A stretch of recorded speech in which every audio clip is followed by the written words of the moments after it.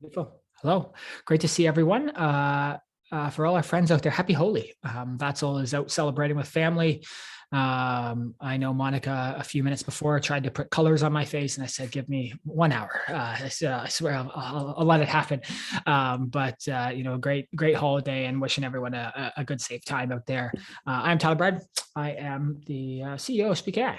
Coming fresh off an in-person pitch last night, which was weird, and it had a microphone and everything, so I could hear my voice in real time. As soon as I started talking, my voice started to get all raspy. It was weird, but I'm back. I'm back in my comfort zone at the house, and excited to spend some time with you guys today. This is Lauren. I'm the accountant here. I'm having a great time working with these guys. Kind of curious about what's going on with Holi. If you guys actually have a description of what the holiday is all about. I'm assuming there's something to do with colors. Is the holiday of colors? Is that the gist of it, or is there like a background to that? I don't know. It's a great question. I have got a couple different explanations from different people, depending on even their sect of religion and dedication to that religion. So, Neil, it looks like you're about to jump in. I don't know if you have more insight than I do. Oh, I mean, hey, Neil, digital strategist here at Speak. About to explain what Holi is. Holi, everything, history, starting, everything, yeah. Everything. No, I mean, it's so kind of like how Diwali is like the festival of lights, Holi is like the festival of color. And kind of just, similar, I guess, based on like Hindu mythology around like, good and evil, the victory of good over evil, and just celebrating that moment. Honestly, I feel like it's just like at this point, yeah, there's a religious element to it, but it's also become in India too, right? It's become such a huge commercial event as well, which is pretty sweet. And people in India will take any chance to light some fireworks and party. Yeah, a lot of festivals, a lot of celebrations in India. That's what I've learned from my time with Vatzel and Monica. Is like every week it's like there's a party going on. Like what's going on? So I like people who find excuses to celebrate, reasons to celebrate, and fully support it. And I mean, colors. It seems like a very exciting one in particular. So. We'll jump in. We got it looks to me like basically before every one of these, we just throw in a couple topics in Slack, and this one looks condensed today, or dense, not condensed, but dense of the things going on. So out of these lists that you guys are looking at, anything that sort of piques your interest that you want to make sure that we talk about? I'd definitely say the pitches and what you learned from that event, and maybe like the difference between this pitch and maybe the pitches you've done in the past. If you found any areas that you found that you've improved upon, or areas that you'd like to improve upon, just I don't know, just kind of keeping the forward momentum of your evolution through pitches, I suppose. Yeah, it's it's always, I find there's people who are very talented, but I did like that practice pitch, and you're in your own comfortable environment, no one's watching. And you have, you record that. You're like, that was nice. If I could do that of that quality in the actual pitch in front of everyone, I would be pretty happy. And then once you actually get into it, you're looking at 40 people in the eyes, especially this circumstance where it was like a first time back in person after a long time away. And you could tell there was out of the conversations that I had, people felt some anxiety being back together, networking, trying to connect, have normal conversations again. And it was definitely, you could sort of feel that energy. Did you have to pitch with the mask on?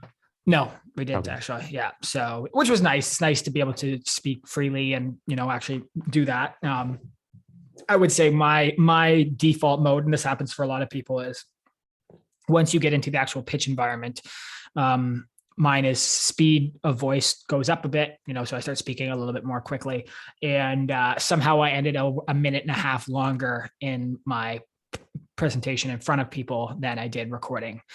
So good. Overall, Monica asked me how it went. I said like a 7.5, 7.6, which is actually pretty good. You know what I mean? That's like me, if I'm looking at IMDb and I see a show rated 7.6, I will watch it as long as the Google reviews cement credibility to it as well too. So I look at it as that, things that you can improve. But overall, I think we're getting better at simplifying the product, what we're doing, really focusing on some of the customer upfront, and then just also just avoiding maybe some of the more technical stuff. And I know, Vatzel wanted me to show that diagram. I'm like, I was like, that diagram is not going to work in this presentation context, especially depending on the situation, the length that you have, and who you're talking to, right? So you really do have to tailor your pitch on who's in the room, what they're interested in. Are they focused on the technology? Are they focused on the business? Or is it, in that case, it was a mix of investors, it was a mix of startups, it was a mix of just interested people in business. So you have to go a little bit more, maybe general purpose, mass audience, and also just try to bring good energy into the pitch. No one wants to see someone read off the slides, and part of it is a little bit of a performance too. So learned a bit. The thing I would say is, one thing I've, very quickly learned is like I can see why people are interested in remote work. So I was saying right before this call to Nihal, it took me about an hour to get there, only about 35 minutes to get back. Network, we get there. So basically that was like 5-hour time investment as a whole. And, I asked myself, what can I do with 5 hours? Is there ways to make more bigger impact, positive things? And of course I was excited because of the in-person networking, but if you're going to go dedicate your time to an event, if gas prices are high, you got to drive, like there's things to consider of, is this worth the time, and how do you qualify the time there? So I'm still working through that. That was just last night. That's pretty fresh in the mind, and I'll reflect on it a little bit more. I forgot to record the pitch like I should have, but it was in the right direction, and some good reception, and some people asking to connect and stuff after. But I also think, maybe not fully qualified room of people there, or even say an investor specifically interested in property tech or real estate or climate tech. You're not always going to align directly with everyone in the audience. So you have to consider that and just do your best you can, show the passion, show the love, and show the traction and growth there. Absolutely. Good. Was there any sort of a struggle that you found because you're pitching by yourself as opposed to having Vatzel around? Was anybody giving you some questions you weren't really able to answer, or was there any questions at all? Really? Not questions came after. There was no, sometimes in a lot of times in a pitch thing like that, they would actually set questions after. And this time they didn't do it, just I think to streamline the event. Generally, you can sort of in a way predict the questions that are going to come. The question is going to be like, oh, does it Google or Amazon have APIs for this? Or have you heard of Otter? Or, you know what I mean? Like they're very, in a way you get used to predictive pitches, because generally, unless you're talking to a very specific subset of investors who are, very deep into conversational AI and voice tech and natural language processing, all that stuff, they don't have as deep of knowledge on the space that you do. So the questions are more general and things that, most likely, at least for several years, that we've thought of or come up against already in some case. So nothing like that. There's definitely questions that I've had in the past where I'm like, I'm going to have to defer this to Vatzel. But, truthfully, I don't mind pitching, myself, just because it's actually hard. It adds a whole other dynamic when you're going back and forth and switching who's speaking and making that seem natural and timed. And obviously Vatzel and I have a good relationship, and there's not a real challenge with that. But when you can get in the flow yourself and just go through and eliminate the variables of, maybe like Vatzel stumbling or even myself stumbling and wrecking that dynamic, then yeah. So one thing I will quickly say is there are some events are coming back in to person. So one of the events that's coming up was Collision Conference in Toronto, and it's in June. And I was lucky enough to go in 2019. I don't know how I got a ticket, to be honest, but it was awesome. And that was one of the moments where it really accelerated my desire to be in Toronto and join the DMZ, because I went to that event and there was so much exciting stuff happening there. So many inspiring companies, so many companies showing off what they're doing. And I just felt so excited after that event and some of those conversations. So I hope I can go this year. And, it is nice to see that obviously these 2 years have been pretty difficult for a lot of people, but there is a drive for people to reunite back in person. And that I hope at least, there's been a lot of good Toronto success stories in this time, and that there is still sort of an entrepreneurship community here, a culture that will be, I hope, reignited in some way. And I'm hoping we can get some tickets to Collision here. So maybe we can all see each other in person. It's a ton of fun. I got to see Timbaland and Akon. Those are like celebrities, but I actually got to saw cool tech people too. So that's it. I'll stop talking here. Let's get you guys in on this conversation, and let me know if there's anything else you're thinking around that. Sure. Nihal, you want to talk about diversification of customers? Got a few questions here. Yeah, I think that would be a good. Is like the voice volume okay? Like I just set up. Yeah, you're good. You're good. Yeah. So, we have this point about diversifying a customer base and the kind of pros and cons of, let's say, high ticket clientele, or maybe having just a couple of high ticket clientele that support your revenue. And, like two kind of associated thoughts with that were, when it comes to diversification, do we think it's possible to sell to both enterprise and individual customers at the same time, especially with our kind of limited team size and limited resources? As well as, when it comes to diversification, how, actually my 2 points are kind of the same, but how do you package your products, right, in more appetizing ways for specific segments or specific groups of people? So, our product obviously does a lot of things, but it doesn't make sense for us to maybe start thinking more in line with, okay, here are specific customer segments that might only use X, Y or Z. And how do we, not only better represent that through like the app journey, but also in our sales pitches or marketing efforts as well, and trying to drive people into these different funnels, since they aren't necessarily always the same type of customer. So those are kind of just three top level points, and just wondering your thoughts on that, maybe challenges that you've all experienced or seen during this time frame when it comes to diversifying clientele or finding larger customers that that's always the dream for most companies. And yeah, we'd just love to hear what you both think along those lines. I think when it comes to actually like diversifying too, you kind of have to segregate clients as well, put them into like different subgroups. I think like a lot of the ways that we're marketing ourselves right now is it's a very general language, just kind of reaching out to multiple different people. You're not really specifically going after one person or one customer profile, just because there's like so many wide applications of the app. So it's when you're kind of diversifying at that point, you kind of have to decide how to diversify. Like, and it's when you're talking about like between like enterprise and individual, I think like it doesn't really matter like what they're going to be doing differently. I think when it just comes to enterprise individual, it's just a matter of how many people are on the team, whether it's just one person or a massive team of conglomerate. But then it's like you have to kind of find out like why they're using it, because we'll have researchers, we'll have marketers, we'll have healthcare practitioners, and they all use like different features. So I'm not sure if there's any other ways we can diversify. Maybe it's more of like a matter of just wording the website and the marketing towards like different sectors there, or if there's like other sectors you want to open up to. But it's really just all a matter of wordplay. Like the product's really not going to be changing too much. You can kind of block features, you can kind of provide more features, but it's kind of like the same thing given to everybody, but it's just a matter of how you draw the specific people in to begin with.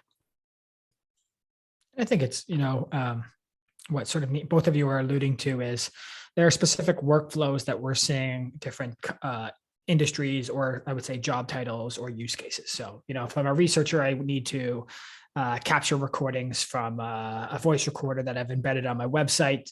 Then I need to transcribe those, and then I need to be able to share those results. So it's like, what type of, like what pre-built preset workflows can we enable, or at least say like highlight on the site that it's very clear that this product is configured specifically to their needs. And then obviously the other stuff is in there, it's part of the platform, but the path that they're forming is again highlighted and easily accessible for them. And, I think we've talked a little bit about sort of unbundling these products together. I guess the challenge in that is the complexity of it, right? Like, it would be hard for us, for example, to say just we use this embeddable recorder example, and we actually separated that into another product and removed it out of the normal speak, and that was a product.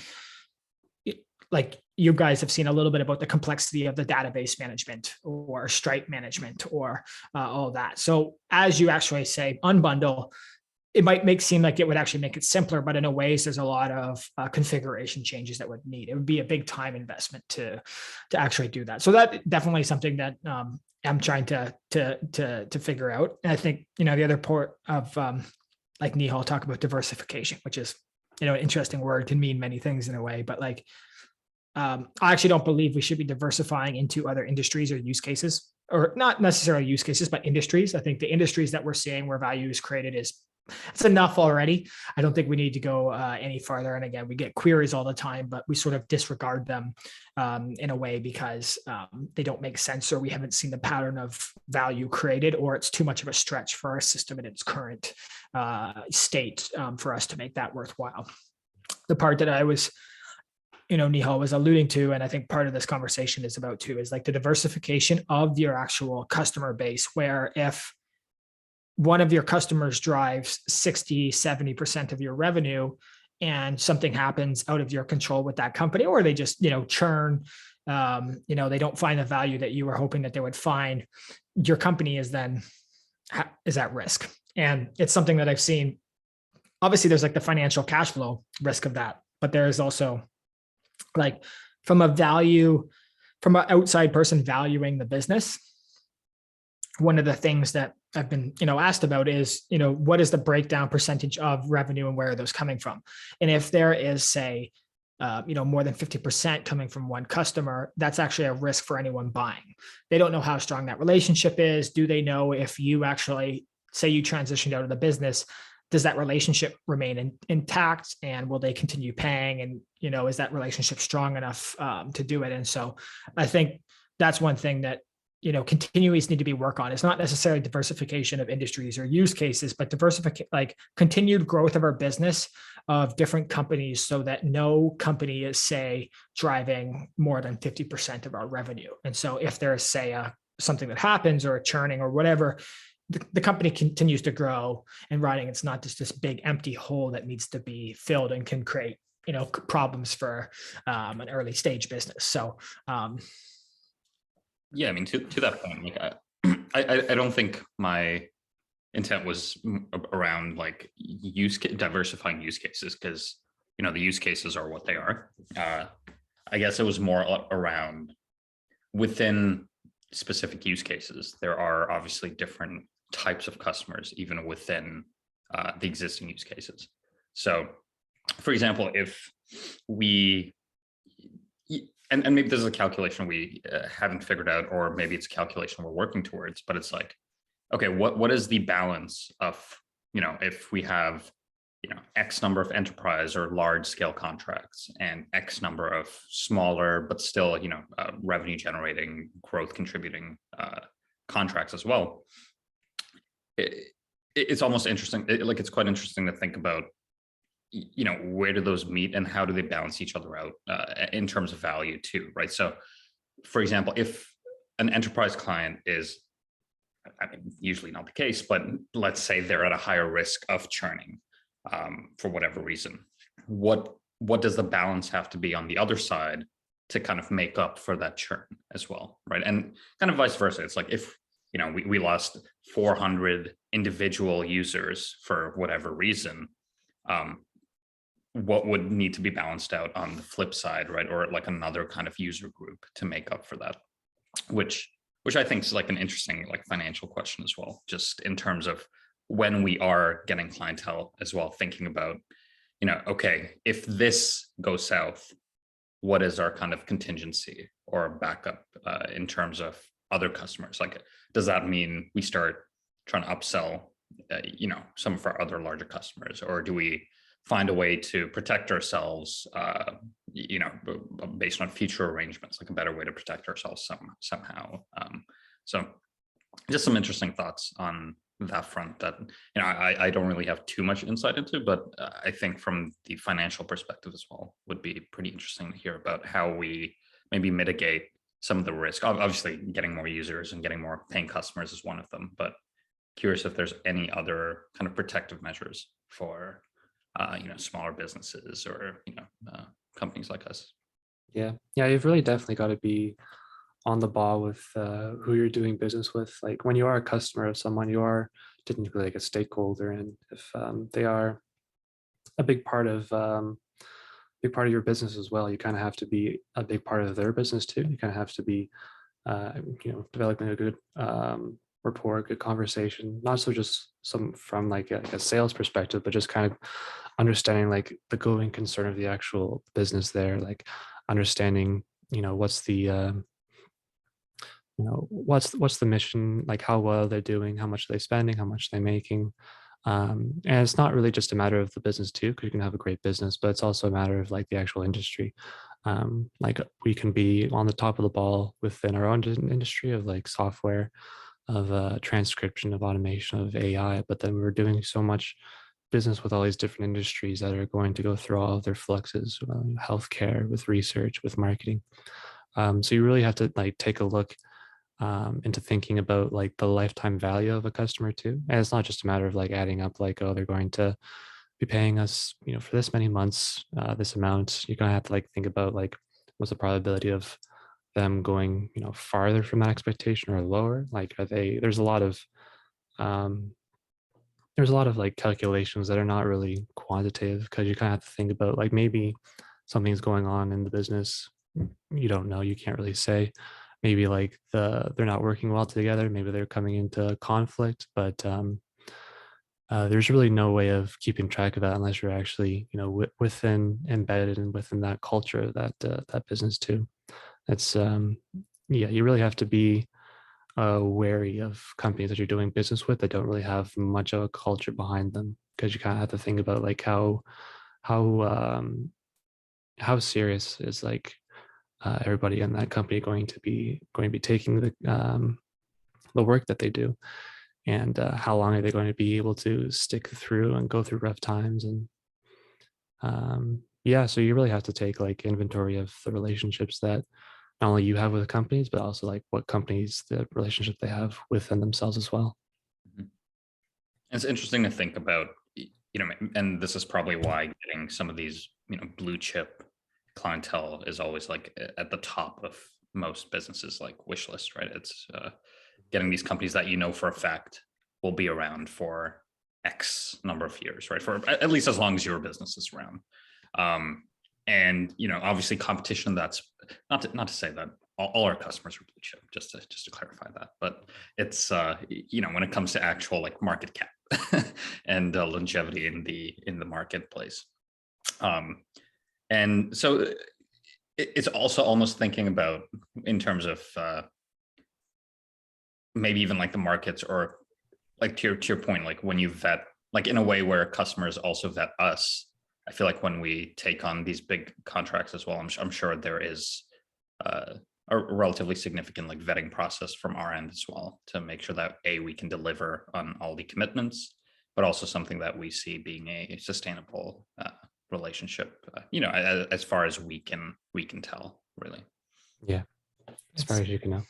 Well, and it's been, in a trend I've seen, over these few years, is a lot of the companies who are actually gravitate towards us are, I would say, early stage product development. Like they are looking at how do they build transcription and natural language processing into their systems. Some of these are net new systems that they're building, and like anything, there's risk in that entire process. And one of the questions that you sort of maybe think about too, Lauren, is just like, what is the priority of the work that you are doing with them? Because when poop hits the fan, what if things all of a sudden, they're any, path that they're on starts to get rocky, they're going to start to cut off the things that are not high priority. And so in a case where maybe, just as an example, again, like transcription, natural language processing is this sort of edge or innovation that they're trying to bring in their business that they're not sure the exact ROI, et cetera, that's actually going to be maybe something that is chopped off first, so that they can keep the core things that are driving their business or moving their business forward. So now compare that to, and I think this is why so many businesses focus on specifically, like say sales and marketing. It's like without that, you're not generating any more growth. And so those activities in the business are highly prioritized and most important. And they have a little bit more safety in that circumstance. But also what we've seen in the past is like when things get rough, when I was in an agency environment, it was like, if I'm paying an agency a bunch of money and I can't show exactly how much money they're making me, or that every dollar I spend on them is giving me $2 back, $5 back, I got to cut them off because it's just too big of a risk right now. And I went through that experience. Lauren, you did too. When COVID happened, we were working with that amazing, great company, that hearing aid company, and they were a big chunk of our revenue at the time. And it was just like, there's so much uncertainty. We can't even operate our clinics right now. We don't have anything to advertise. Even in that case, it was even worse than what I was describing before. We can't continue this relationship. And so that was a company that was already, toward maybe not quite there, but 40% of revenue at the time. And that led to, downstream consequences at the time, which was Speak AI. So that's one of the other things that I think about. The other big one that sort of Neil touched on is like, so we use this example case, $5,000. Say you have $5,000. Recurring revenue, that is removed. How do you replace that as quick as possible? So say for us, average plan of a consumer sort of self-serve, I would say we're getting towards $100. We'll just say $100 Canadian. That means we need to get 50 people to sign up to replace that income. Or if we look at deal sizes that are $1,000, we get 5 people. So that's a big change. That's a very wide range in the amount of customers that you need, and then probably the tactics that are involved. But then what also we see in this is the time it takes to make that sale. And we've seen, even over the last 2 months, I would say our quickest adoption of someone finding out about us to sale that we've seen. And maybe those are only, say, $250, and it's an annual contract on a personalized plan, but those are net new people that we had no relationship before, literally finding us and signing up within 7 days. So that's a really valuable activity. Whereas you start to increase the deal size, you're going to several weeks to months. And then even one of the people I talked last night, she just went through that ISO 2700 and SOC 2 certification for the large deals, and said it was a nightmare. Like basically described it as a nightmare. Like they got through it. It's opened up amazing opportunities for them now, but it was not a fun journey.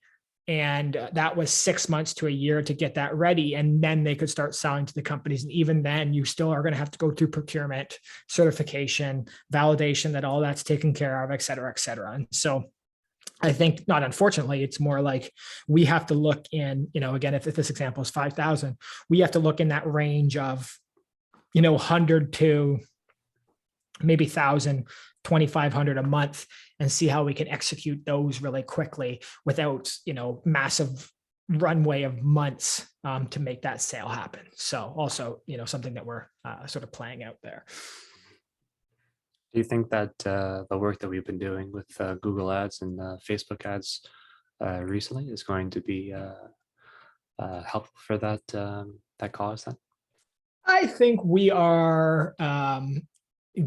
We're getting some good insights right now, but it's still pretty early on the conversion and then conversion to sign up and paid. Like, I don't know, Nihal, maybe because we're still like. The last 2 days have been our highest signups ever in a day. So there's something happening from an organic search perspective, I believe, or I don't actually know exactly what's happening there. I don't think it's coming from paid, but it's odd that as soon as we started to turn on paid that we did see, but I'm not seeing attribution from paid ads. That's proving that, right? I mean, there is a running theory that actually, putting in some money around your desired keywords and just putting in money towards your site actually does lead to kind of boosted organic performance as well. Has that ever been proven though? I've heard that for years and I've never. That's a running theory, right? Because no one really knows Google's algorithm, but it could also partly be that, we have been struggling with some tracking, and it does seem to be correcting itself a little bit, but maybe there is still a gap in there somewhere where something or the other is not, because right now the only variable we do have is the fact that we started running ads, right? And that kind of led to this, I guess that would be almost like 40% jump, 30% exactly. in daily user signups. Because it's been consistent for the past 2 days. We've hit 28, I think, 28 or 30, one of the two. Yeah, I mean, theoretically it's helping, but we've only been running it for about a week now. I think there is a little bit of skew just because I think one of them was a team. So they added some team members. So that, that obviously, actually, Vatso said that doesn't count. Interesting. Yeah. So do we have more users than we actually say we have? Anyways, I'll get out. So Lauren, the answer is not yet. And I think we've actually done a pretty, Nihal and I did quite a bit of work, and then Vatso helped us with some analytics set up to measure the success of the advertising campaigns. And I think we did a pretty good, tight foundational setup here. The thing is there enough search volume that's specific to terms that we're willing to advertise on? And truthfully, we're not in a position where we're like going to dump a bunch of money into terms that are not like a big company. Say you're, a venture capital funded company, you get, $10 million. Like right now, it's like 60% or something of venture capital money is literally going to paid advertising. And that's probably decreasing a little bit, and they're finding ways to diversify that. But they would just sort of turn on a fire hose of people driving to landing pages on their site for searches that are related or semi-related, and just try to get as much data and people as possible and then start churning through it. Whereas we've gone sort of the opposite, which is go as tight as we possibly can and then even tighten it down even further. But with that, trying to reduce, we're not trying to spend a ton each day. We're not sort of taking risks on searches that aren't likely to convert. And there's, again, pros and cons, because by not bringing these explorative channels open, we might be missing out on opportunities where value is created, where someone actually does sign up that we weren't even aware of. But again, that's sort of risk in either way. It's just a reach. Like, I feel like at a certain point, like paid channels always become a resource management game, because you don't want to just let the fire hose just run. You don't want the well to run dry by just like casting such a wide net. So and it's definitely been neat kind of getting back in touch with that side a bit, learning a bit around my setups and stuff again from Tyler as well has been good to refresh my brain. So that's been kind of nice.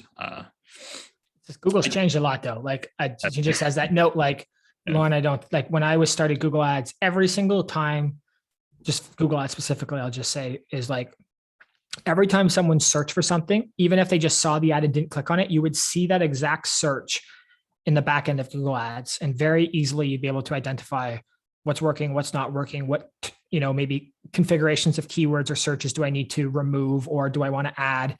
And in this case, there was a day, I think we had maybe say 25 clicks. 17 of those, I could not see the search term that drove. So Google has just like removed like highly valuable information, knowing that they can do this without really suffering that many consequences. In fact, Google's advertising revenue went up. I don't know what it was last year, ridiculous amount. And it's like, I've seen this happen over the years of like this constant gripe for marketers or agencies or companies managing spend of like, I cannot believe that Google's doing this. They're taking away, this a type of keyword match that was really powerful, and they just removed it. And it's like, that's wild that they would do that. But then but then you're like, I can't do anything else. This is one of the biggest acquisition channels. So now I need to just adjust. A couple months, they won't change anything, and then they'll make another crazy change. And then it's literally just this process over and over again, where they were removing control, removing access to information, but still it's so powerful that marketers and these advertisers have no other options in a way. So it is this really sort of this chokehold that these companies have you in. And when and I were brainstorming, it's like, how do we quickly do some validation on what things can drive? It's like we didn't really have that many other options, to be honest. So and Nihal, I'm not sure if you have any other thoughts on that. Oh, I mean, it would be a whole different conversation. Yeah. I would say the one thing that we've done nicely and what brings in the experience of is that if you do have your analytics set up properly, you have conversion tracking set up properly, it is educating these systems. They actually have got, pretty magnificently proficient at optimizing their system to, identify signals that show that someone is, worthwhile to, go in that auction and put a bid and hopefully get a click on versus who is not. And, obviously there's challenges. It's so weird because again, you as an advertiser in a company, you're like, you want that data, you want that sophistication, you want that targeting ability. But then as a person, you're like, I can't believe that this is possible. And really it's pretty dark sometimes to think of, but there have been changes, macro changes in the market, Apple security, Android security, changes in cookies, all these things that are happening or coming right now, or coming soon that will continue to probably impact the quality of advertising, the quality of reporting, the success, the targeting abilities, et cetera, et cetera. And I'm really interested to see how businesses shift over the next few years as more and more of this takes place. Why do you think Google made those changes? Is it more beneficial for Google? Does that mean like more people are having to spend more on ads as opposed to just manufacturing like keywords better, or like why would they do that? I mean, I think that at the end of the day, as much as like, big tech is it has this kind of villainous light on it, I do think something like Google, where they are the source, they're essentially the singular source of truth, for better or for worse. So I think a lot of their changes are always made with the kind of end user in mind. Obviously, it does benefit them where if they're able to better optimize their ad experience, for example, where someone clicks through and then converts, that also makes them a much more attractive advertising channel for like an advertiser, right? Versus just getting because initial versions of their algorithm were obviously going to be much more broad net. They'd send you a ton of leads, ton of traffic, but the amount of leads and traffic that were actually good were probably it was probably a lot lower than it is now. And, they have such large teams dedicated to refining these algorithms and refining how they digest all this information they're given, that I think, that there's some intent there to get more money from advertisers, but maybe not in a very like direct, like, hey, give us money to serve better ads, right? It's more like we've built the system to basically deliver optimal results, and we're going to make you like pay more for these optimal results, essentially.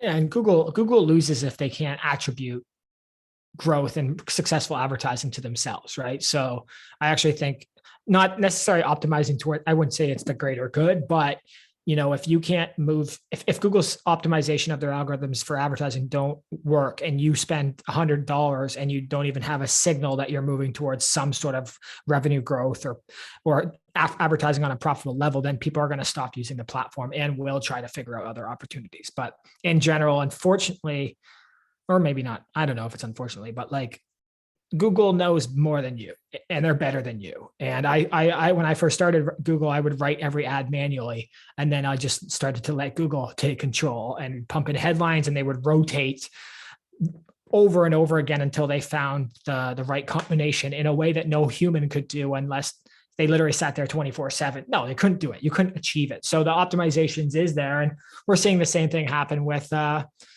websites, right? Like Google's going to small businesses now who are, primarily dependent on Google My Business and telling them, hey, just use our website builder, basically, because it's better than what you're building elsewhere. We know what people want, page speed and load times and blah, blah, blah.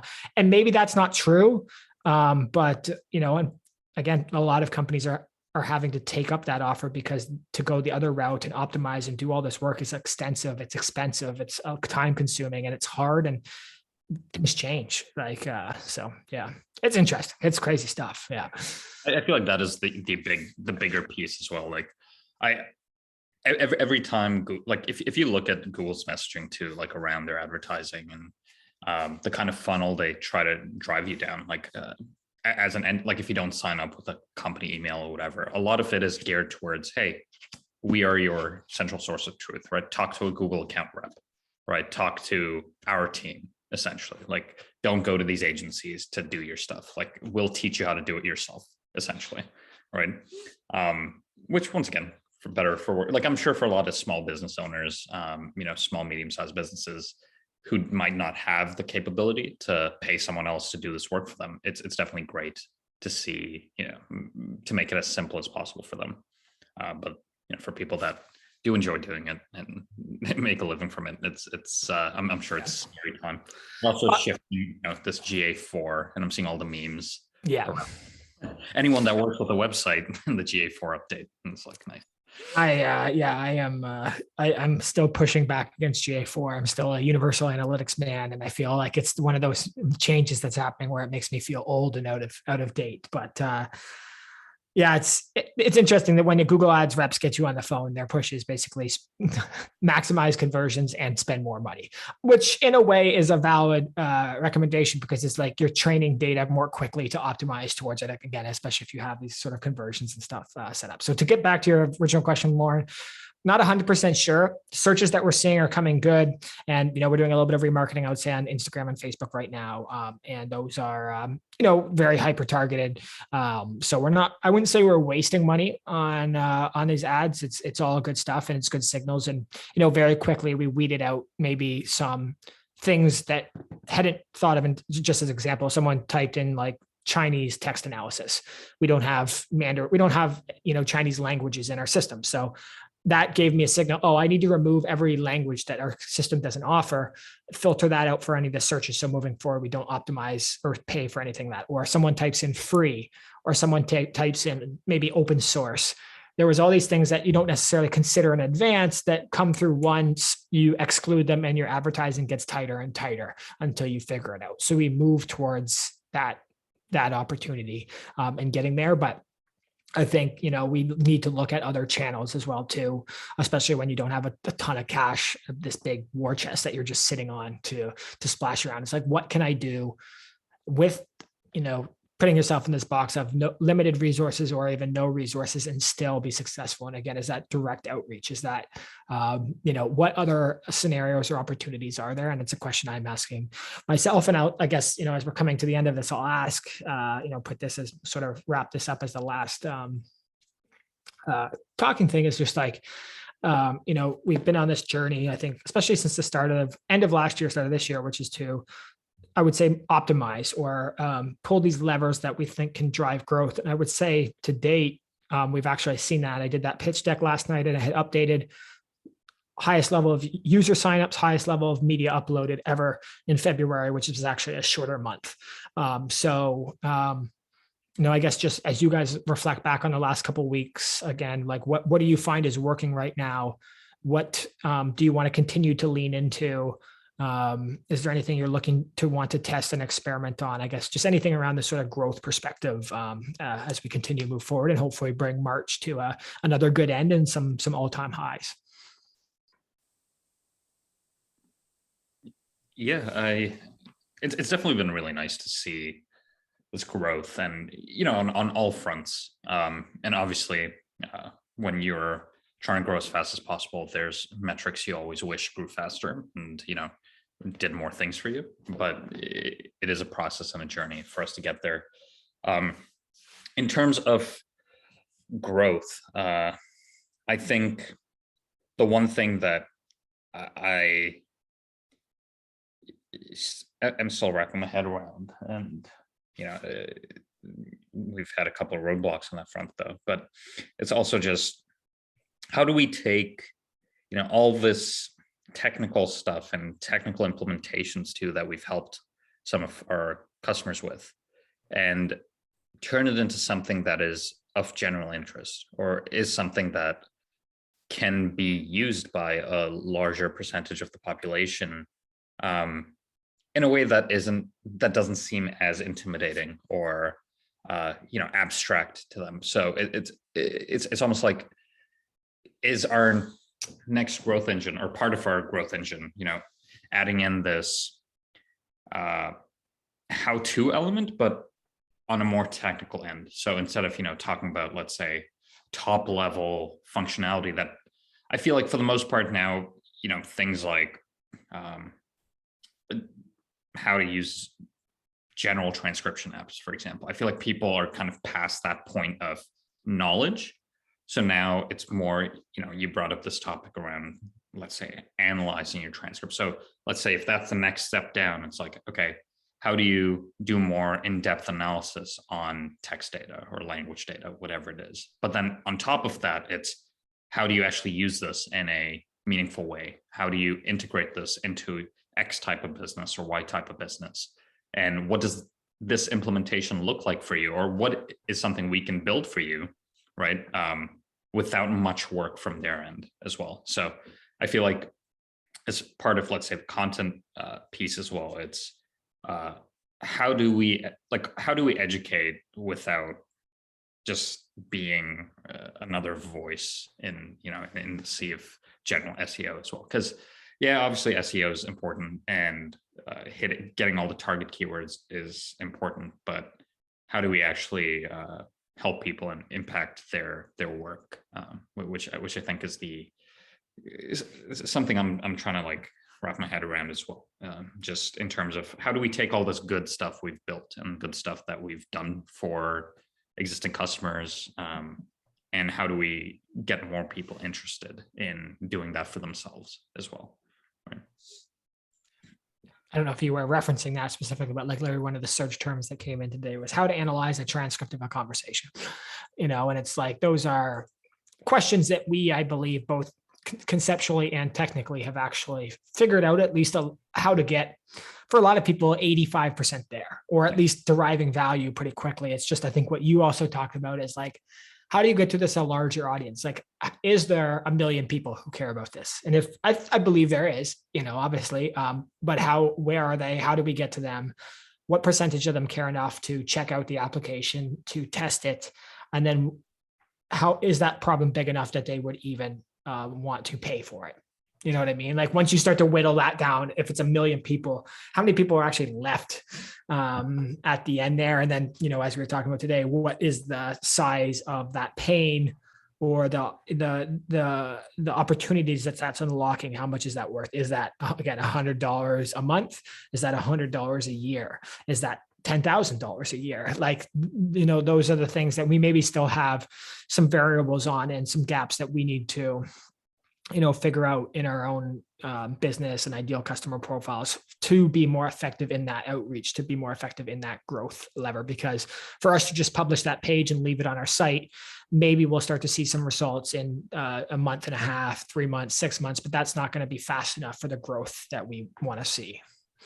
Because to your point, right, there've been times we've almost identified a pattern. I mean, we have identified a pattern of the types of customers that do come in, the types of users that come in, where it basically goes, find our site, maybe hop into a chat, and then, maybe a week later, they've subscribed to the platform and they're asking us a bunch of questions about setup, how to maximize their use of the platform.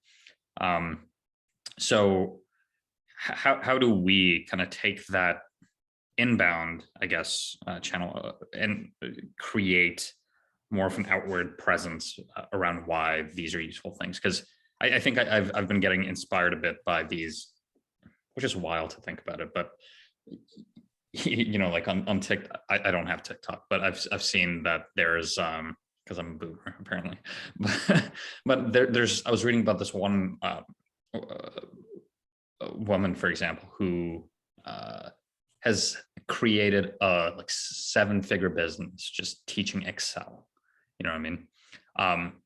And I'm like, that's obviously, Excel's a powerful tool. It's super useful. But you would have thought that, let's say, the market there is saturated, right? But Yeah. clearly not, because there is a market out there of people that want to learn things.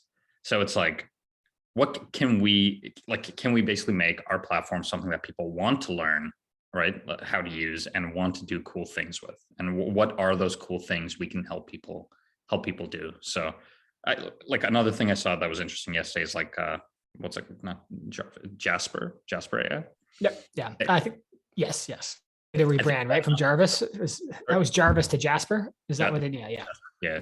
You saw that. I don't know if you saw this, but they basically fed, because they're a robot or whatever. So they like fed it I guess a bunch of data and churned out their prediction for the March Madness, like the NCAA basketball. Interesting. Right. Which isn't necessarily related to the product they're selling, but I thought that was an interesting way of getting, like taking pop culture, taking like normal things and demonstrating a way that people might find use from it. Obviously, I don't think there's much commercial intent around that. Like, I feel like that's quite, maybe just a fun little growth and awareness tool. But I'm sure we can do similar things to actually generate true value for end users. And education, right? I feel like education of how to use these platforms in a more meaningful way is maybe lacking in the space a little bit, right? Where people are like, there's a lot of companies around transcription, a lot of companies around, this conversational intelligence, whatever that might be. But what is it that, so let's say sales is a market segment, but there's obviously a ton of competitors in that space. Is there another market segment that we have in our pipeline where we're seeing something similar for what people are trying to do, right? And how do we make that maybe publicly available knowledge in an easy to digest way, but then obviously for the actual implementation and use case, they'd come to us, and treat us as the experts in that situation to help them solve that problem. So just some things to think about there. And generally when you're, trusted as an expert, people just want to hand off and delegate. Like if the credibility is there, if it's verified that you know what you're doing, then it's a lot easier for people to just have the trust and say, hey, I'm just going to give you the money, let you do it. I trust that you're going to take care of it. And I think, we have moved there, and some of the more deepening, deep relationships with our customers, it's just like they'll just throw problems at us that are related to this kind of stuff and say, hey, I don't know anyone else who can really figure this out. Will you guys do it? And this also parallels my own journey of, I didn't know how to do any of this at the start. I remember the first time trying to figure out how to transcribe something, and then the problem that came from transcript was now I have, 10,000 words. What can I learn from that? Like that iterative journey that a lot of people are going to. And even a couple of people last night after I did that pitch, they came up and said, I'm really interested in what you're doing because I'm using Otter for all my conversations, but I'm trying to do this next iteration that I think, this overwhelm that I feel. And again, that doesn't necessarily mean that they are going to be these big paying customers or anything like that, but it's showing me that there's validation of a problem. It is actually an important problem that people are trying to solve, and they don't know how. I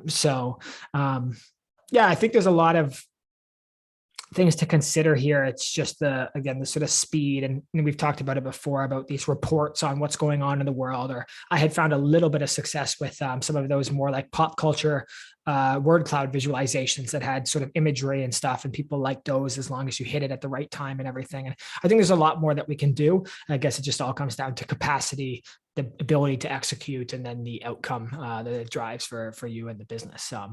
Lauren, any last thoughts on this, I guess?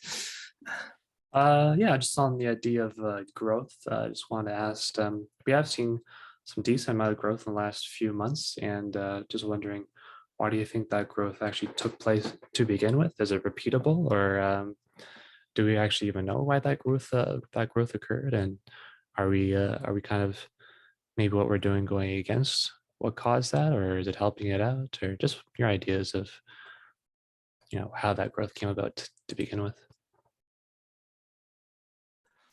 My theory right now is that people, again, a lot of these things have come, there was two steps that really took place. We lowered the transcription cost, and then we built out these personalized plans. And I attribute a lot of it to those, which are in both cases, this transcription, we said, basically we made people feel that their best interests were in mind. The reasoning we put out for that was that we actually want you to have cheaper transcription costs, cheaper analysis costs. We want you to be able to use the system more, cost effectively, et cetera, et cetera. And with the personalized plan, the theory or specifically around that is it just makes people feel special.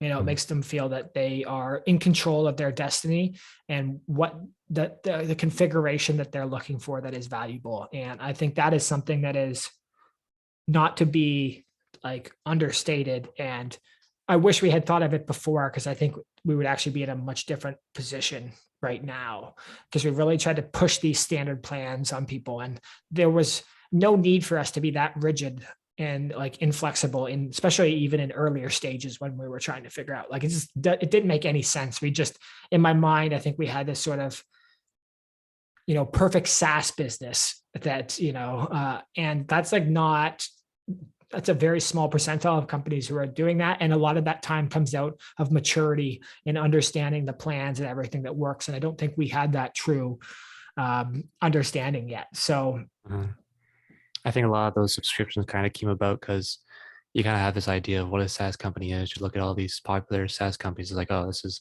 the way they lay out their subscriptions. This is what you have to do to really be successful in that space. But when you're kind of in a startup, you really have to break the mold. You have to really try different things. And yeah, I agree that being very personable, being very friendly and very hospitable goes a long way, especially in SaaS. But that's great for like signing up people for like specific subscriptions. But when it actually comes to like actually just getting people to the page too, do you find that you can really be personable with your marketing, or is the marketing more of just a net, as you had said?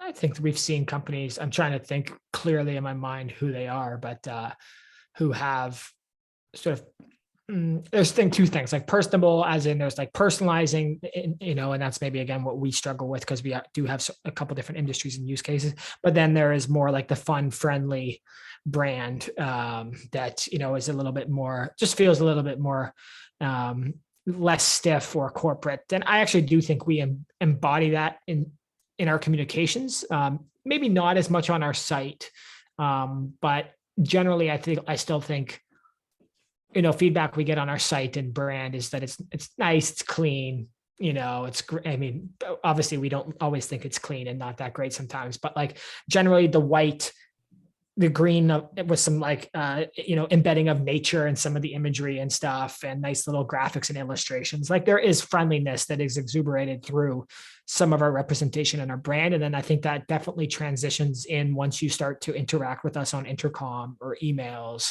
et cetera. I like to continue that. And I think that's actually what's been a big driver of our success in our personalized plans. Is like, once you get in an email chain with, even like myself, it's like, I'm a friendly person and I want to help, you know what I mean? And I think sometimes we do look at these SaaS companies as like very like, who is on the back end of this? Like, are they even real people? They don't help me really. Maybe they have some live support or chat, but I feel like I'm sometimes talking to a robot. And I think, we do differentiate in our communication where, again, at the end of these personalized plans, it's like people are like, thank you so much for setting me up. And it's like, they just made a purchase. You know what I mean? That feels nice when you see that. And we've had, one person, churn a lot this month, and they were like apologetic. You know what I mean? They were also just like, I wanted this to work out just because of the, sort of infrastructure of my business and how much I'm actually using it. It's not a perfect fit, but it was like, not just like, F you, this sucks. It was like, actually, you've actually have done an amazing job. You guys have treated me so well along this. And, I hope that in the future, there's like, I would much rather have that be an outcome of a churn than some of the other things that probably companies experience. So, yeah. Just as a final point about this personalization element, I think there's always going to be ways to continue personalizing and improving how we speak to our customers. But I also think just in terms of our product and company ideology, right? Like where if we truly say, let's say that our end goal is to help people do whatever work they're doing, then obviously pricing pricing is important, making money is important, but if we can present it in the way that, okay, here is what we can do for you while still running things and keeping things viable for us to keep growing as well. I think that's good messaging, and is the messaging that these personalized plans deliver, where it's like, obviously we have our standard pricing, which is what you're free to take on those. But we're also willing to hear what you want and what you have to say, and try to give you the best possible deal we can give you to help you out while still keeping our business growing and running as well, which I think is a nice little message. Yeah, and when you're doing a good job, customers want to see your business grow. And if you're helping and you're creating value, it's like there's no problem with that. And I also just, think of my own experience of like, even right now, I'm looking at getting a couch for the house, Monica and I, and like went to the Brick a couple places, blah, blah, blah. And then, I've got a recommendation from a friend who went to this guy who basically customized and built the couch for them. And it's like that level of customization, just a little bit of a relationship that, the field that you are in control, or you are, have the ability to choose what you want and get it. That is a lot of, that's pretty powerful in today's world. So, I think we'll continue to drive that, figure out how to make it even better. And, again, because the system is sort of configurable, make sure that people are getting the value that they're looking for. Because like, as Nihal said, in the end, it's just a human to human experience. And you're hoping that you're actually helping people solve the problems that they have in their lives. Yeah, you're probably a lot more likely to buy something if you're customizing it. You take like 10 minutes to look at like a pre-built couch, or you take like a month to build out a couch, and then you decide, oh, should I buy this couch or should I buy the other couch? It's like exactly. No time. Yeah. Yep. Yeah, you make a time, like people, when they submit even the personalized form, they're actually making a time investment in it. Like they're making an investment in us, and then we're obviously returning that investment in them. And I think anytime that you can get that investment, the likelihood of something working is greater. These are things that you don't really know at the time, and you only do through testing. And sometimes you test things maybe a little too late, but it's never too late. You just got to keep going and growing and learning. And I've definitely learned a lot through this. So, Nihal, the background looks great. The house is coming together. Yeah, really, really a lot of nice. white. You might want to get a paint job as well. Oh, don't say that. Oh, you like the white? Oh, yeah, for sure. Oh, okay. He just says there's a lot of white there. I'm not sure if you want to paint or anything, or you go with the white. He's good. Yeah. Oh yeah, I think we're just gonna keep it, because there's some like pattern on the ground. So there you go. Yeah. Well, is that the weight? Is that the weight set there too?